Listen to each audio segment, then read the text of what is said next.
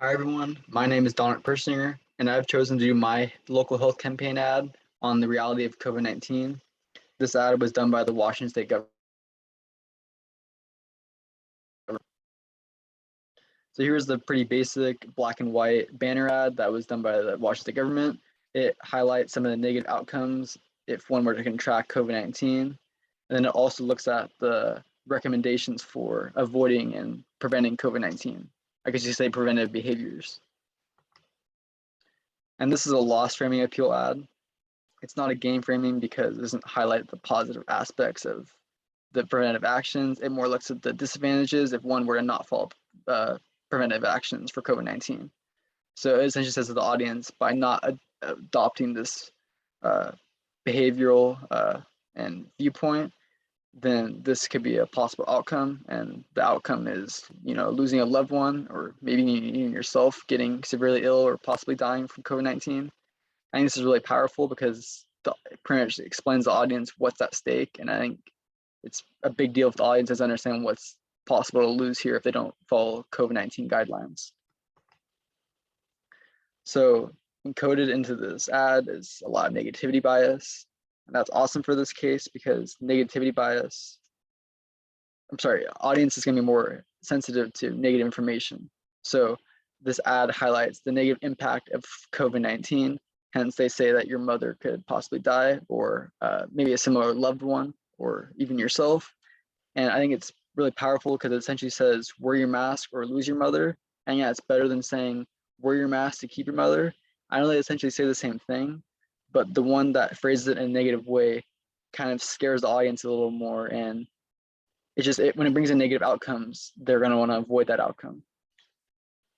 And then it brings me to loss aversion, which is very similar to that, where people are motivated to avoid losses, sometimes even more than obtaining the actual gain. So in this case, the loss they want to avoid is either them themselves getting COVID-19, or someone they know, or a loved one, family member, friend. So by looking at the losses, they're going to be a little more motivated to maybe take the guidelines serious for preventing COVID-19 for themselves and others. And I think this is a better viewpoint to take than highlighting the gains and gain framing appeal.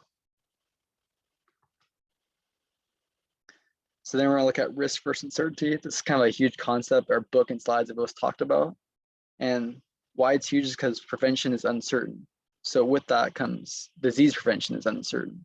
So with any sort of preventive action or behavior for contracting or spreading COVID-19, not everyone's going to be on the same board and agree with it because the conclusion outcome is uncertain. So in this case, there's going to be risky behavior in order to possibly get this desired outcome, which is obviously eliminating COVID-19. And with risky behavior and uncertain outcomes, typically it's better to lose loss framed appeals in the ad.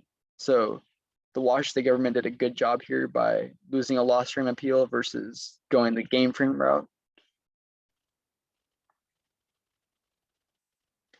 And then there's the roots and belief for integrative model. So before the Washington State government can just all of a sudden change the behaviors of their audience for preventing COVID-19, they're going to need to change their belief system over preventive actions and disease. So by doing that in this ad, they brought up the personal example of a family member dying, which could essentially maybe shift beliefs.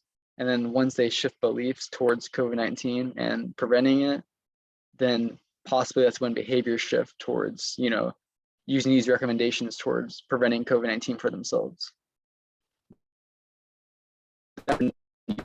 So they themselves don't get COVID-19. And then there's the EPPM. And this ad had to consider the ratio, which is the ratio between threat and efficacy.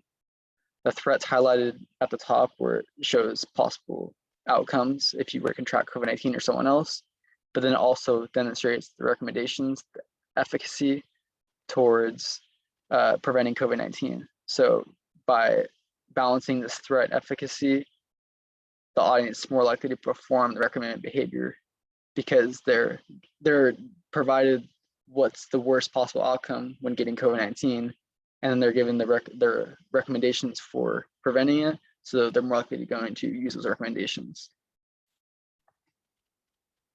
then the message tenets that are embedded into this. So there's severity, which is the part where it says saying goodbye to your mom via video chat. And the susceptibility, which is the COVID is real.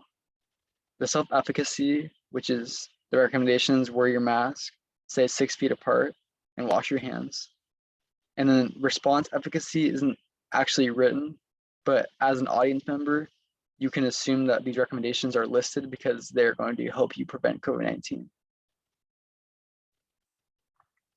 That was all I have for you guys. Thank you for watching and have a great day.